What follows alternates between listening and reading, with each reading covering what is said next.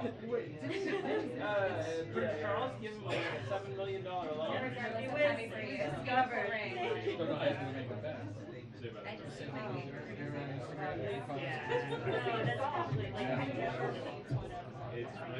Oh gosh. I mean, maybe true. It's like that every day. Solid.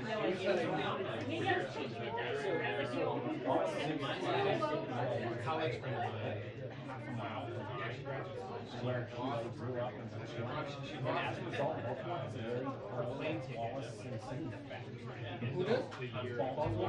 and I've always thought like there's something in that. So she tore up the Local girl made good. local girl made right. Upended the world order. Convinced that she had mailed it as a package.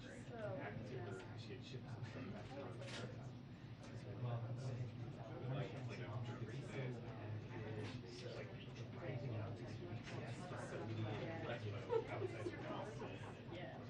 And it was, you know, like behind her head.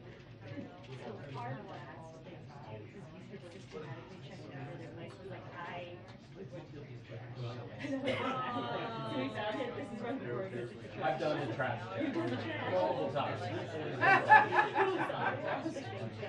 These are the things that you when you get pregnant. You never know all this shit is gonna happen.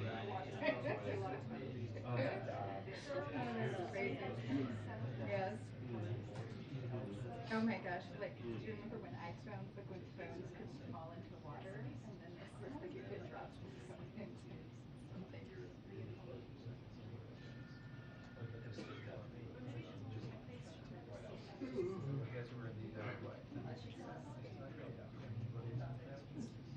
Oh, that big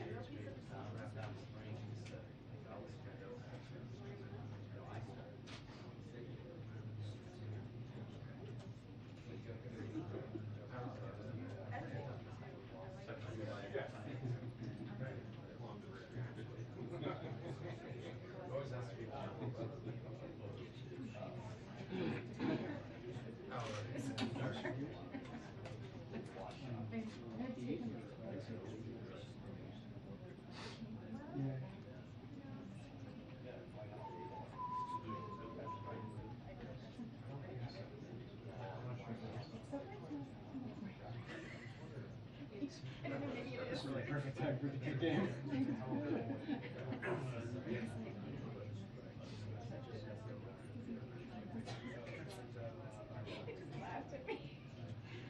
Oh, yes. All right, good. Warnock is officially back on the ballot. Oh, Breaking news.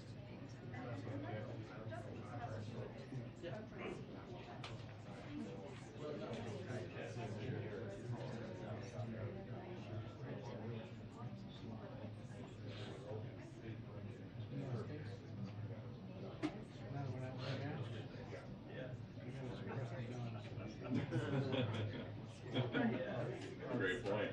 That's actually what this replaced.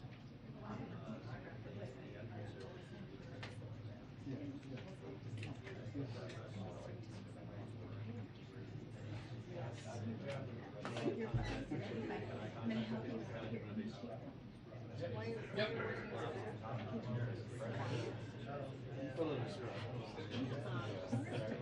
He said my own.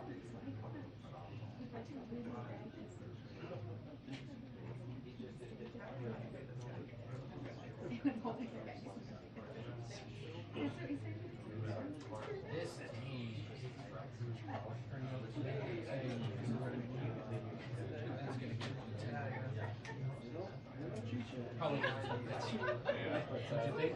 Said, given that she very specifically said to give him the $10 billion that he's asking for, like that is the debate. You hold that up.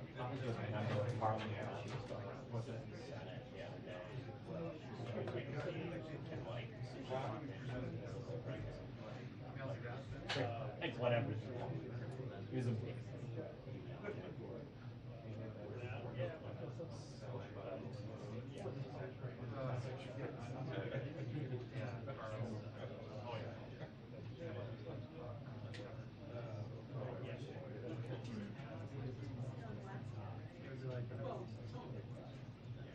Come on, Jen.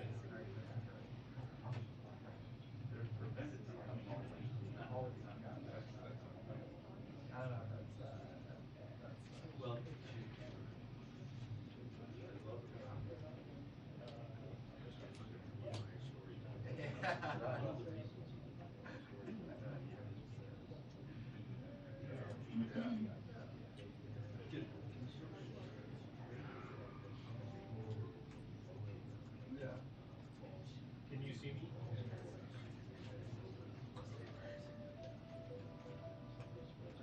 No, nobody's looking at me. Well, it was yeah. Well, sort of. I mean, if it's started down,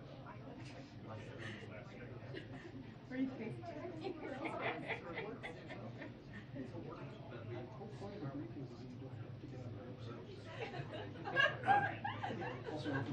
Just for your FX shows here. Just for your FX show or something. Voting next week.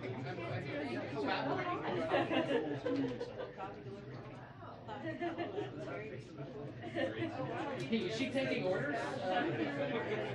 Take a bag of popcorn and a Diet Coke.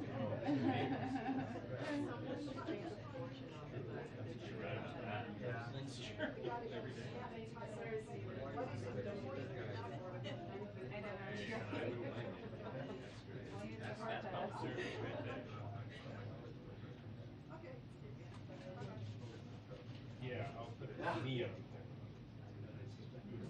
I'll put a neon thing. There's No.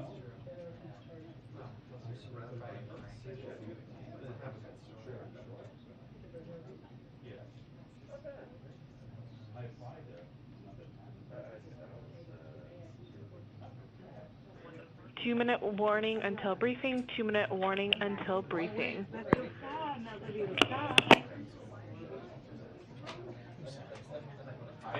2-minute warning until briefing. 2-minute warning until briefing.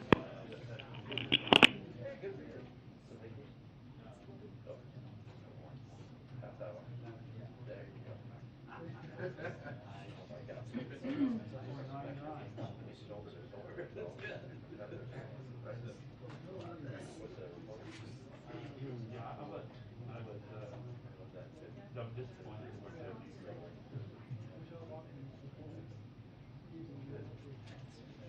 Was she so how could she be there? She was scheduled to be there? Yes, she is.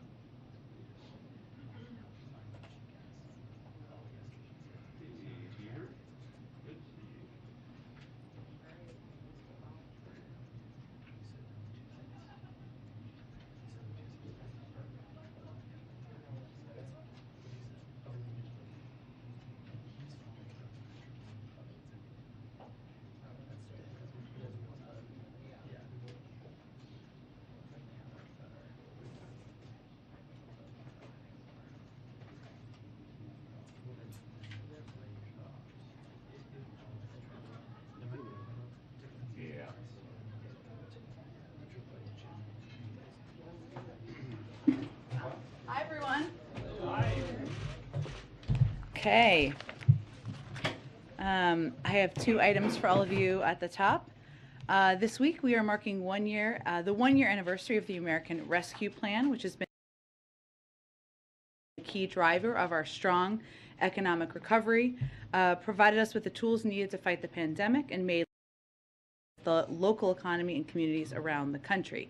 Each day this week, we will focus on a different element of the hundreds of ARP, or American Rescue Plan programs, that have successfully delivered resources across the country over the past year. Today, we're focusing on ARP's higher ed investments in community colleges, HBCUs, TCCUs, tribally controlled colleges and universities, and MSIs, minority serving institutions. In a press call today with key members of Congress, Education Secretary Cardona will highlight the ARP's Higher Education Emergency Relief Fund to serve students and ensure learning continues during the pandemic. The ARP's funding for higher education includes over $10 billion for community colleges and over $2.7 billion for HBCUs, one of the largest ever federal investments in community colleges and HBCUs. These funds are already having a significant impact on institutions and students. A recent survey of college presidents by the American Council on Education found that these ARP investments enabled 93% of colleges to provide direct financial support to students at risk of dropping out, 81% of colleges to keep students' net prices similar to pre-pandemic levels, and 70% of colleges to continue to employ faculty, staff, and other employees. Today, we also have a new announcement from the President's competition agenda. The Departments of Treasury, Justice, Labor, and the Federal Trade Commission investigated the effects of the lack of labor market competition on the U.S. economy. This new report makes clear that there is more we can do so every worker can take advantage of our historically strong labor market recovery. Corporate concentration and anti-competitive practices like non-compete agreements and misclassification have stifled wages for workers and reduced their power to bargain for dignity and respect in the workplace. The costs to workers are substantial. Lack of competition causes workers' wages to be 20% lower than what they'd otherwise earn. The report also shows that diminished labor market competition holds back our entire economy, inhibiting innovation, increasing prices, and curbing economic growth. And finally, I know some of you will be traveling with us to Fort Worth, Texas tomorrow, so I wanted to give you a little bit of a preview of that. Tomorrow, President Biden and Secretary of Veterans Affairs Dennis McDonough will travel to Fort Worth, Texas to speak with veterans, caregivers, and survivors about addressing the health effects of environmental exposures such as burn pits. This is obviously something the President talked about in his State of the Union address a little less than a week ago.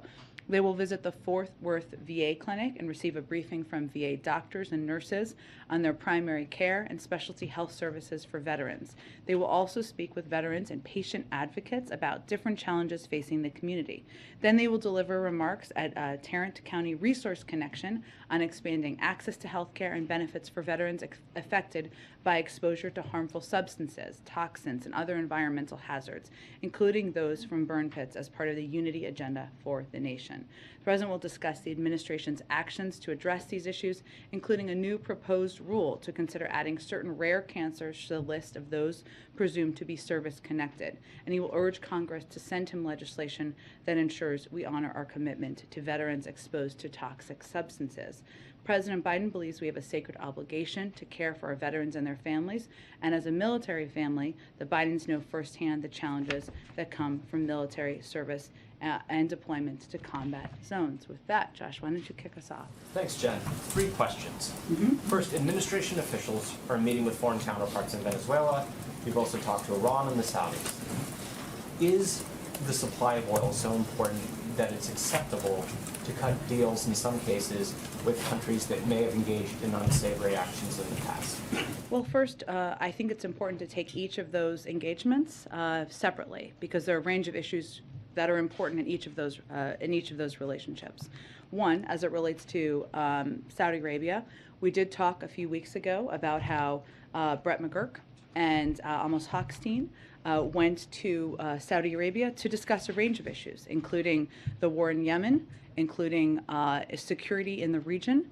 and certainly including energy security. They had the discussion. It's in everyone's interest to reduce the impact on the global oil marketplace, and that was part of that discussion.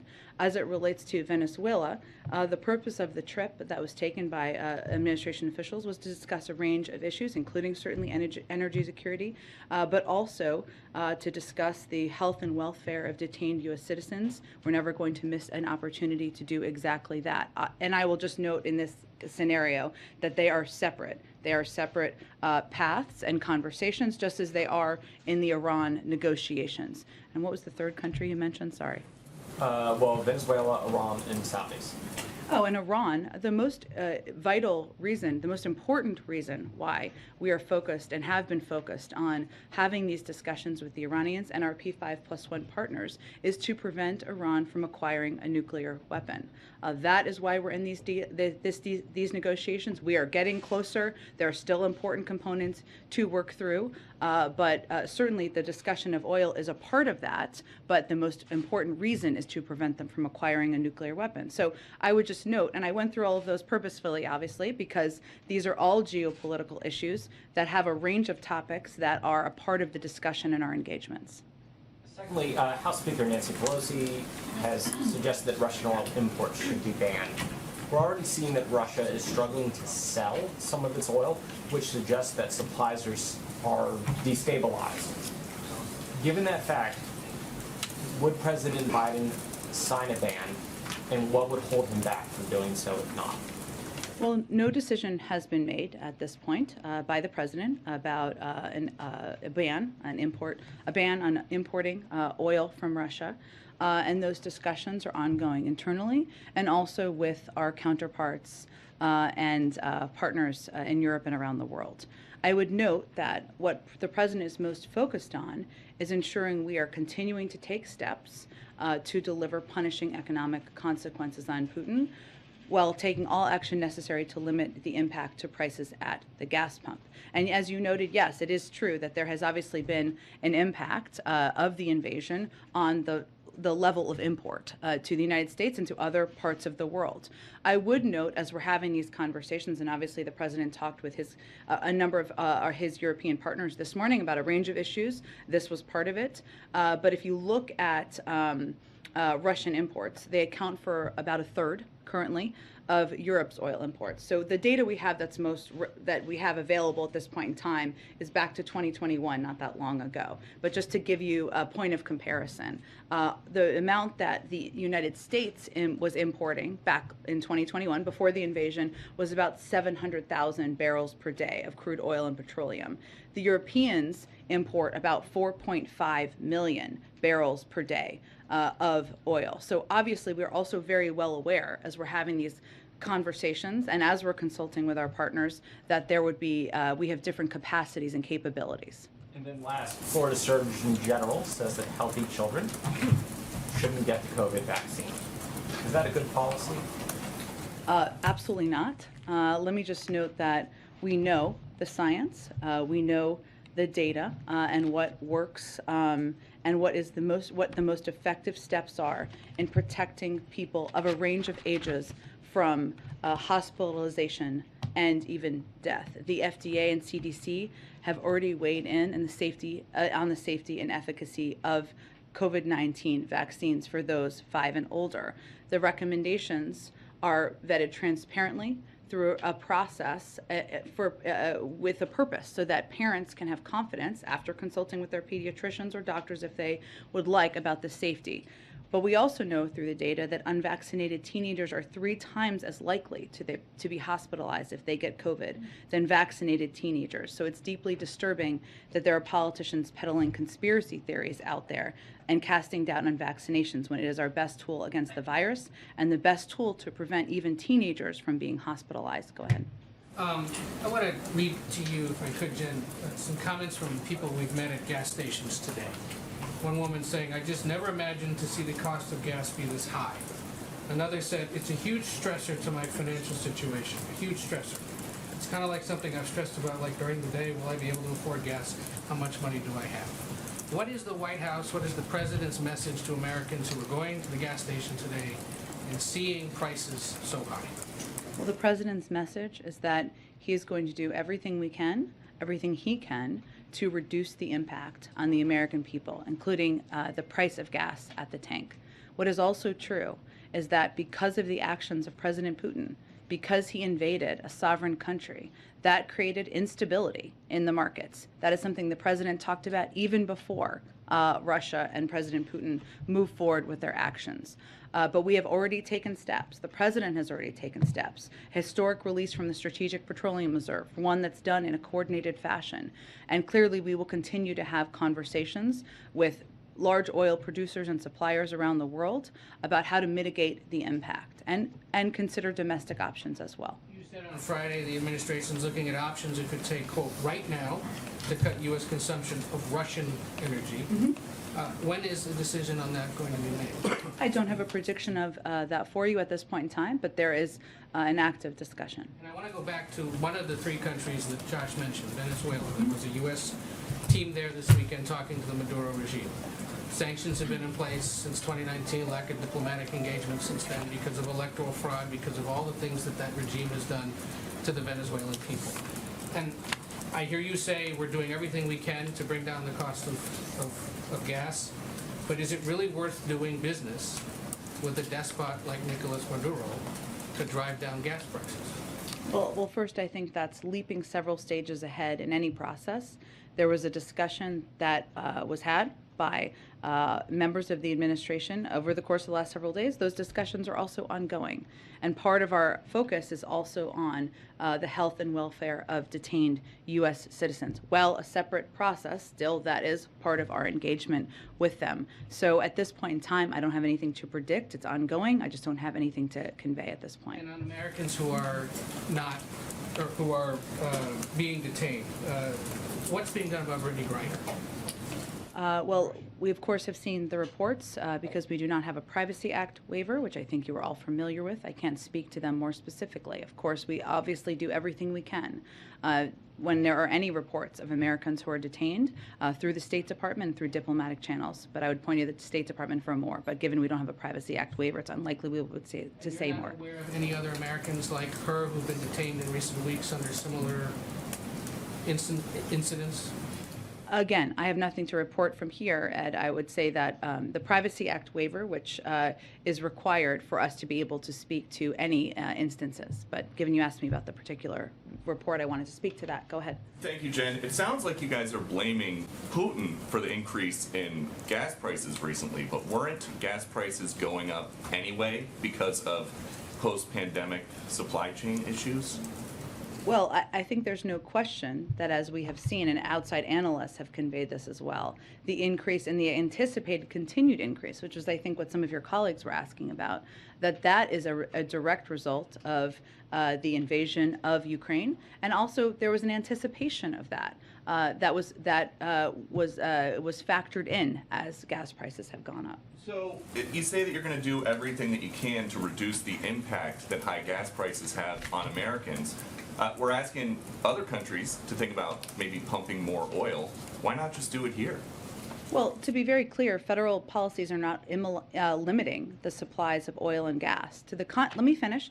Let me finish. An executive order his Peter, first week that halted new oil and gas. Let me give you the facts here, and I know that can be inconvenient, but I think they're important in this moment. To the contrary, we have been clear that in the short-term supply must keep up with the demand. We are, and here and around the world, will we make the shift to a secure, clean energy future. We are one of the largest producers with a strong domestic oil and gas industry. We have actually produced more oil. It is at record numbers, and we will continue to produce more oil. There are 9,000 approved drilling permits that are not being used. So the suggestion that we are not allowing companies to drill is inaccurate. The suggestion that that is what is hindering or preventing gas prices to come down is inaccurate. Would President Biden rescind his executive order that halts new oil and natural gas leases on public lands? Well, 90% of them happen on private lands, as I'm sure you know, and there are 9,000 unused approved drilling permits. So I would suggest you ask the oil companies why they're not using those if there's a desire to drill more. Would President Biden ever undo his executive order that stopped the construction of the Keystone XL pipeline? Are you suggesting that would solve the gas prices issue? Well, do you think that that would maybe affect prices faster than getting the whole country off of fossil fuels? I actually don't think it would. The Keystone was not an oil field. It's a pipeline. Yeah. Also, the oil is continuing to flow in just through other means. So it actually would have nothing to do with the current supply imbalance. So gas prices are approaching an all-time high per gallon. How high would they have to get before President Biden would say, I'm going to set aside my ambitious climate goals and just increase domestic oil production, get the producers to drill more here, and we can address the fossil fuel future later? Well, again, Peter, the U.S. produced more oil this past year than in President Trump's first year. Next year, according to the Department of Energy, we will produce more oil than ever before. Those are the facts in terms of oil production. And again, right now there are 9,000 unused approved permits to drill onshore. So I think you're misidentifying what the actual issue is. But if we're looking to the future and what we can do to prevent this from being a challenge in future crises, the best thing we can do is reduce our dependence on fossil fuels and foreign oil, because that will help us have a reliable source of energy so that we're not worried about gas prices going up because of the whims of a foreign dictator. Right, and you guys think that asking Saudi Arabia or Venezuela or Iran is reducing our dependence on foreign oil? That's actually, I just outlined each of those specific scenarios and the range of discussions that we're having with each of those countries. I don't think anybody is advocating for Iran to continue acquiring a nuclear weapon, perhaps except for the former president who pulled us out of the deal. Go ahead. President Zelensky spoke with ABC today. He says that he's had a long-standing request in with allies to access these Soviet-era fighter jets. So I want to ask you about this possibility of backfilling these fighter jets. He says President Biden can do more to make this happen. What's your response to that, and what's the holdup? Well, just for clarity, I know everybody's following this very closely, but to catch others up, we're talking about Polish planes, right? These fighter jets that they are requesting. We're working with Poland on this issue and consulting with the rest of our NATO allies on it. This is Poland's sovereign decision to make. We have in no way opposed Poland transferring planes to Ukraine. But to go to the source of your question here, I think, Cecilia, there are a number of challenging practical questions, including how the planes would actually be transferred from Poland to Ukraine, right? So are they going to fly? Where will they depart from? Where will they land? Those are all very important questions here.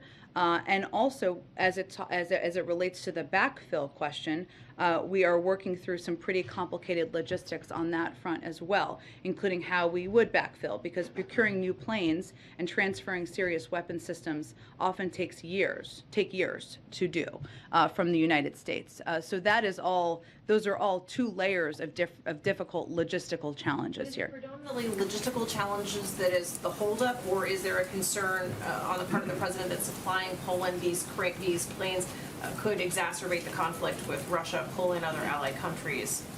Well, I think there's an important question here, as I touched on a little, about where they take off from and where they land, right? There is a air base that is a NATO air base in Poland. If you have planes departing from there, that could be a challenging circumstance. What are the other options, and where do they land? So those are some of the logistical challenges. Obviously, the Department of Defense can speak to this more intensively, but we're looking at all of those factors. But we are not certainly preventing or blocking or discouraging Poland. They are a sovereign country. They make their own decisions, but it is not as easy as just moving planes around. And President Zelensky said that in recent days that all of the people who will die from this day will die also because of you. He's essentially saying the West will have blood on its hands if it doesn't do more. Is the president happy with? Does he believe the administration's response so far to this crisis has been adequate? Is he okay? Does he consider this successful at this point? I mean, Cecilia, I don't think anybody watching this anywhere around the world feels happy But let me finish. This is barbaric. It's horrific to watch. I mean, you have 1.5 million, if not more, refugees crossing the border. You have mothers and children dead on the side of the road. This is heart-wrenching to watch. And it's heart-wrenching to watch, you know? And I think for us who are working in public service, you watch in these moments and there are limitations in the sense that we are not going to send US troops to fight in Ukraine against Russia. The president is not going to do that. That is what you have to weigh as president of the United States. What we are doing and what he is doing is continuing to take every step to provide them security assistance. $1 billion of security assistance that has been expedited. I know the Department of Defense gave an update on Friday about how much of that has arrived. A huge percentage has arrived and been expedited in a very short time frame. We have also provided economic, humanitarian assistance. And I think any world leader would tell you that without the president's leadership and without the United States rallying the world to hold Russia accountable, there would not be the kind of accountability pressure on the financial system in Russia. So we are doing everything that is in the interest of the United States, in the interests of our partners in NATO, to put pressure on President Putin to support the Ukrainians, and certainly doing that while we watch them fight bravely and courageously. I think the last thing I would say on this, Cecilia, is that it's also important, and we're very cognizant of this here, to be clear that this is going to continue to be a very, very difficult period of time. The Ukrainians are fighting bravely. We're standing by them and supporting them. But Russia they are going to continue to fight. They are going to continue to pursue what President Putin's ambition is. Go ahead. Step back a little bit. Yeah. In terms of supply. We've been talking about specific countries, but this has been an effort that's been underway now for several months. Amos, Brett, many others as well, Algeria, Japan. What is the update in terms of has supply been kicked in on the LNG side or on the oil side? Where does that stand given the extensive effort in the lead up to now to try and backfill and ensure stability on the supply side? You mean for the global markets, for natural gas? Both. Natural gas or oil on the global markets. So let me start with the natural gas side, because that we anticipated would be an issue for the Europeans primarily. We have had some success, Japan as an example, and I can see if there are others to read out to all of you, where there was supply that was intended to go to Japan and other countries in Asia and redirected to Europeans so that it could help backfill the potential shortage in natural gas. That is less an issue for us here in the United States and more an issue for the Europeans, and to your point, it is something we've been working on for some time. In terms of global oil supply, I don't have anything to read out for you at this point in time. Those conversations certainly have been ongoing, but the the coordinated release from the Strategic Petroleum Reserve and the continued discussion about that has been a part of the effort to address the shortage or the potential for shortage in the marketplace. But 60 million barrels is, I'm not trying to minimize it, but it's a drop in the bucket given the scale of the kind of dislocation we've seen. Is there a trigger in terms of the conversations with global allies, partners, players in the supply market that would cause them to come in based on the conversations that have had? Like, what is going to bring them in and make clear that the months of work you guys have put into this actually results in something tangible? Sure. I certainly understand your question. What I was trying to convey is that that's part of what we've done to date. But we are continuing conversations about a range of what would be needed moving forward. And there are a range of options on the table. I just can't detail more specifics from here. Okay, and then last one.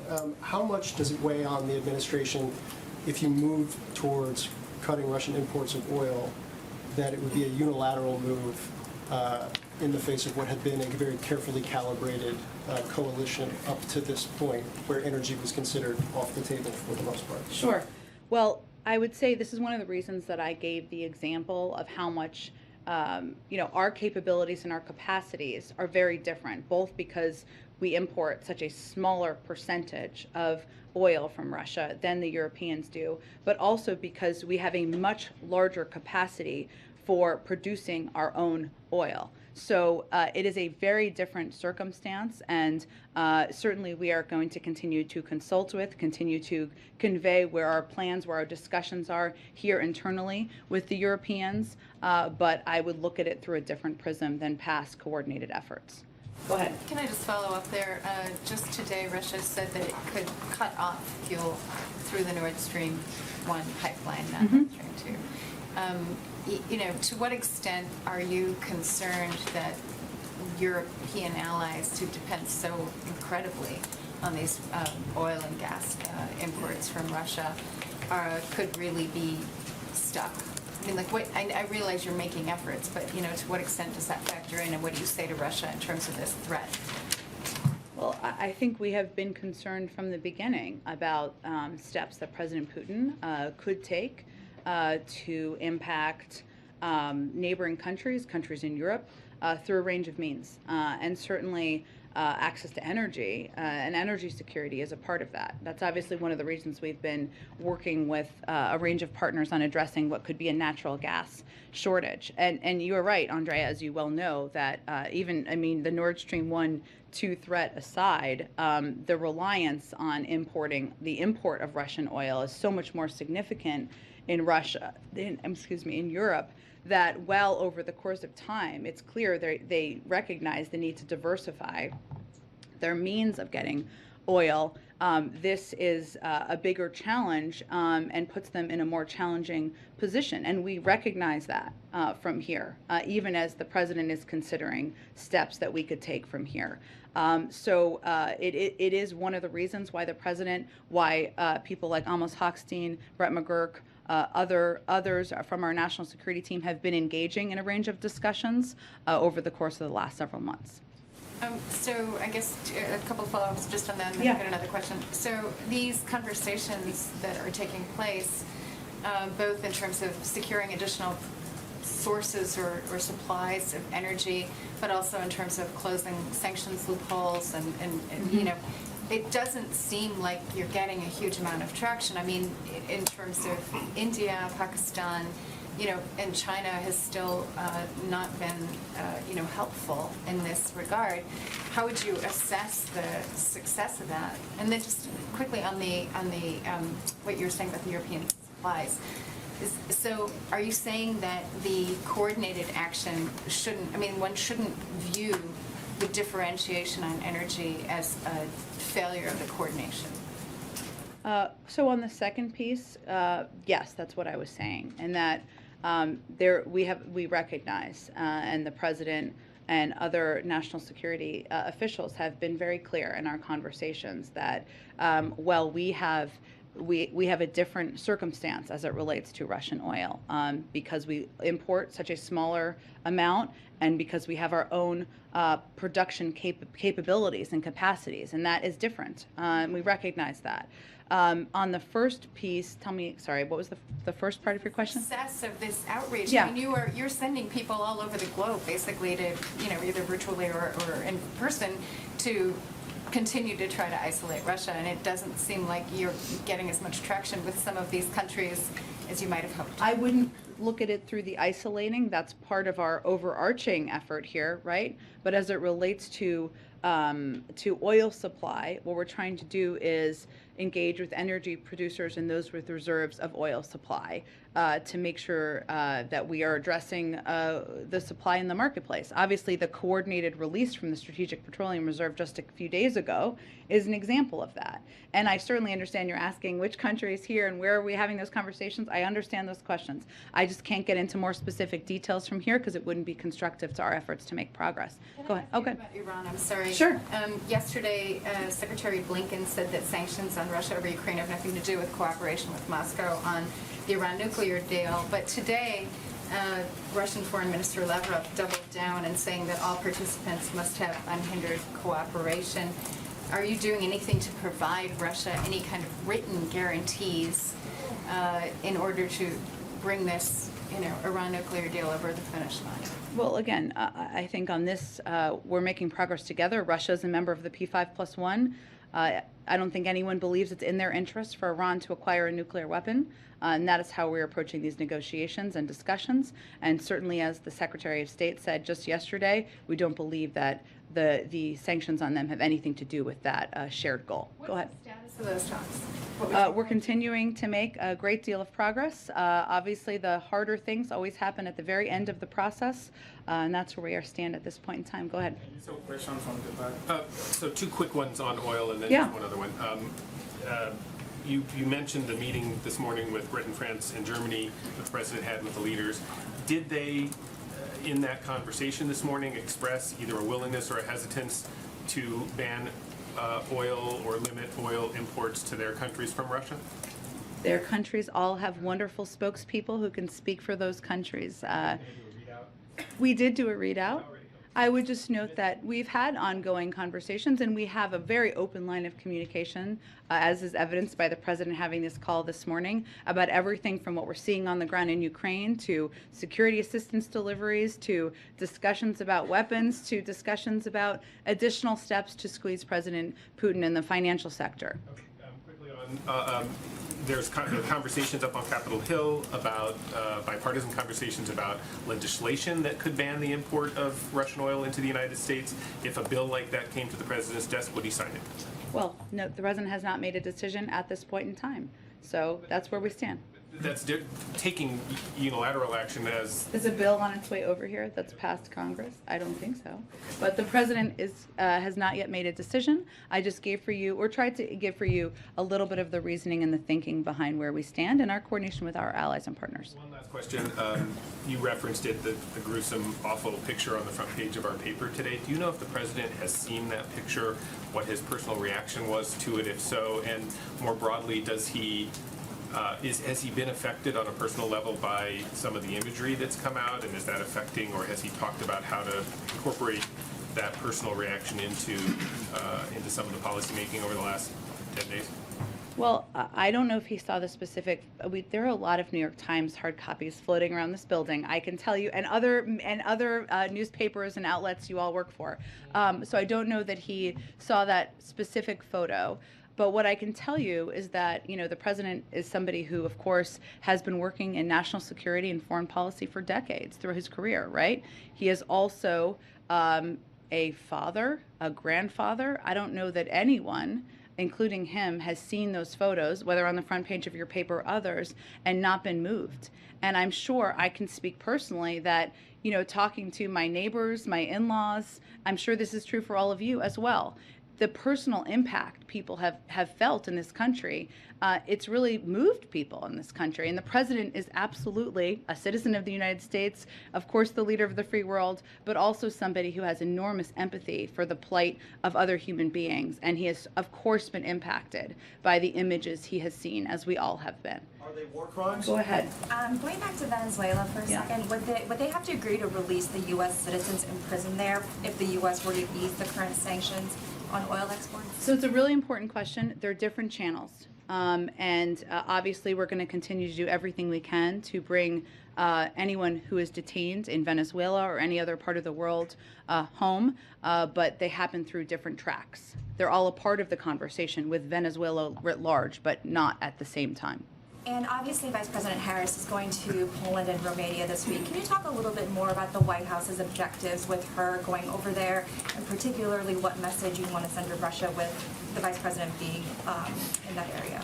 Absolutely. So as you noted, the Vice President is leaving on her trip just in a couple of days, and she'll be over there really showing the support of the United States for the work of our allies and partners, whether that is on refugees, and a number of these countries, including the one she'll be visiting, have welcomed hundreds of thousands of refugees from Ukraine. And she'll also be talking about our ongoing range of options and assistance that we have been providing to the Ukrainian people. So she is going to be there. I think it sends a strong message that the Vice President is going to be in meeting with many of our Eastern Flank partners, NATO allies, to convey our commitment to working in lockstep with them and to continuing to support their efforts in the region. One more Super quick one. This morning, the Democratic and Republican leaders of the committees that oversee trade said that they have a deal on legislation that would in part suspend normal trade relations with both Russia and Belarus. I'm wondering if the White House supports that either through legislation or through other avenues. I've seen those reports, but we don't have any decision on a policy from here at this point in time. Go ahead in the middle. A couple questions. Over the weekend, British Prime Minister Boris Johnson took to the New York Times, had this op-ed in which he argued that the U.S. Western allies should go further in economic sanctions. He specifically said to expel every Russian bank from SWIFT. I know that there were limited actions. Does the United States support expelling every bank? Well, typically what happens with SWIFT and removing when we're implementing this, and Iran is the best point of comparison here, is it's done institution by institution. So that is the case here as well. It's done institution by institution. We haven't taken options off the table, and I'm not taking options off the table here, but it's been we've implemented it in the same way with our European partners that we did when we implemented it as it relates to Iran. Sorry, so just to be clear though, there's not limitation. I mean, it sounds like there were limited institutions that were targeted thus far from removing them from the SWIFT banking system, but you would be open to going further. We've never taken that off the table. The other thing I wanted to ask you about, going back to the Iran nuclear deal, is my understanding is that Russia is demanding guarantees that sanctions targeting the Kremlin over Ukraine do not hinder its trade with Iran. That would potentially be reopened if this Iran nuclear deal moved forward. Could that throw a wrench in negotiations? And I am curious what the White House's take is overall on Russians trying to put that ultimatum down. Well, again, I think as our Secretary of State said yesterday, we don't believe it has anything to do with our shared goal of preventing Iran from acquiring a nuclear weapon. So you don't see it as a way to potentially, I guess, limit the impact that current sanctions. We don't believe Russia wants Iran to have a nuclear weapon either.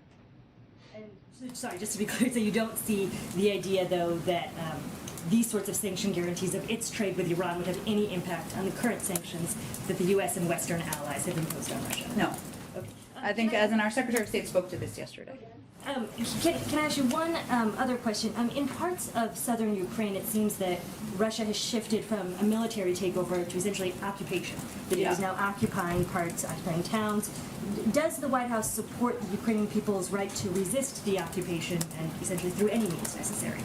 Well, we certainly support the rights of the Ukrainian people to fight back. I would note that we have seen many Ukrainians, many members of the Ukrainian military, and certainly President Zelensky and leadership fight bravely, courageously over the course of the last 12 days. I think it's also true that the world needs to be prepared for a very long, difficult road ahead. While they are fighting bravely and we are standing with them and supporting them, the Russians are still intending to grind out military advances in the short term, just by sheer manpower and firepower. So yes, we support their right to push back and to fight back against that.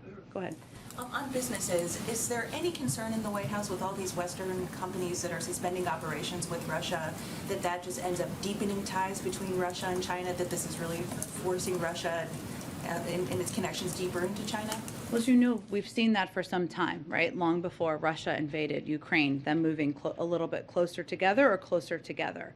What is true on the economic front, though, is that the G7 alone, and that is not the totality of the unity as it relates to these sanctions, accounts for about 50% of global GDP, while Russia and China, account for only 15%. So they can't backfill the impact of these sanctions from China. It's just not possible. Now, we've also seen China abide by the sanctions that have been put in place.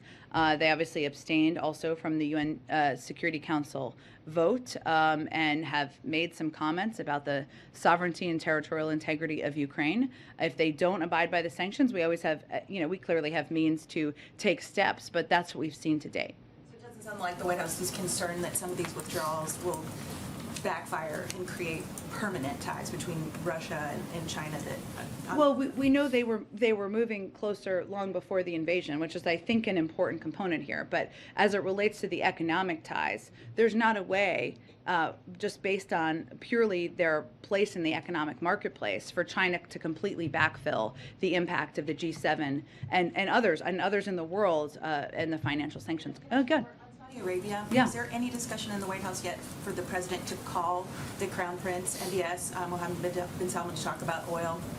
He spoke with the king just recently, and obviously we have had Brett McGurk and Amos Hochstein travel to the region, talk about a range of issues, including security in the region and the war in Yemen, as well as energy security. But no, there's no plans at this point, no. Jen, you detailed some of the challenges as it relates to the jets that are in Poland right now, the NATO base there, how you get it into Ukraine and do it in a way that doesn't instigate a wider war here. Vladimir Putin this weekend warned that implementing a no-fly zone would be considered a declaration of war, but he also went further. His language was, via translator, any move in this direction will be viewed by us as participation in the armed conflict. That very second, we will view them as participants, and it would not matter what members they are. So why does the U.S., or perhaps the U.S. and its NATO allies, have confidence that delivering those airplanes in any form will not be viewed by Vladimir Putin as an act of war? Well, first of all, there's already a war going on in Ukraine that's been instigated by Vladimir Putin. He was referring to a wider war that would bring in them as an added Well, I think you ask participant. an important question here, and it is, where do these military planes take off from? That's an important question, right? How do they land? How do they get there? The transporting of them. Those are all important factors. But he says any move in this direction. So even where they take off from almost doesn't matter. By any move means even the provision of them would be viewed as an act of war, conceivably. Now, Well, again, we can't speak to President Putin's what's in his mind, what's in his brain, and the totality of what his intentions are. We've already seen him take a range of steps. We've provided $1 billion in security assistance. We're not halting that, right? We're not halting our support for the Ukrainians. So we're not waiting for the advice of Vladimir Putin on what we're going to do here as it relates to backfilling planes. But the procurement or the providing of planes is up to Poland. They're a sovereign country. They can decide. I just wanted to outline some of the logistical challenges, which are real, and they're on a couple of layers. understood. Given the conversation we've had earlier about Iran, Venezuela, and Saudi Arabia, the president, as a candidate, said in November of 2019 of Saudi Arabia, he said, we would make them, quote, pay the price and make them, in fact, the pariah that they are. There's very little social redeeming value in the present government in Saudi Arabia. Does President Biden still stand by those words about the government of Saudi Arabia? He does. He's never stood away from them, Peter, but it's also true that there is a war in Yemen, that there are security issues in the Middle East, that there are a range of steps we need to engage with all sorts of countries around the world on that are because it's in our U.S. national security interests and in our interests. Go ahead. So following up on that, Axios reported this morning that the president's, there's a deliberation here at least, that the president might go to Saudi Arabia. Can you confirm those deliberations and perhaps provide a little more insight into what's being discussed here? There's no current plans for the president to travel to Saudi Arabia. The decision that you announced last week that the president would not be directly speaking with Vladimir Putin, has the decision amongst the allies been made that that would be delegated to the European partners, that they would be the ones responsible for talking to Putin directly? No, but I would say that we very much support all of the diplomatic engagements our European partners or the Prime Minister of Israel or other leaders in the world are having, whether it's with President Putin, as long as they are also engaging with Ukrainian leadership, which we continue to encourage them to do. We also engage with them before and after all of these conversations. So what we said about the president speaking with President Putin is that now is not the moment. It doesn't mean we close the door to forever, but while President Putin is invading and in a brutal, horrific way a foreign country, no, the president does not have an intention at this moment to speak with him. But that doesn't mean he will never. We assess that as time goes on. Thanks, Jen. Okay. Thank you, everybody. We'll do this again tomorrow. Venezuela. Can you tell us about There that? have been a range of reports. I'm sure we can get you more details. Thank you, everybody. Thanks, everyone.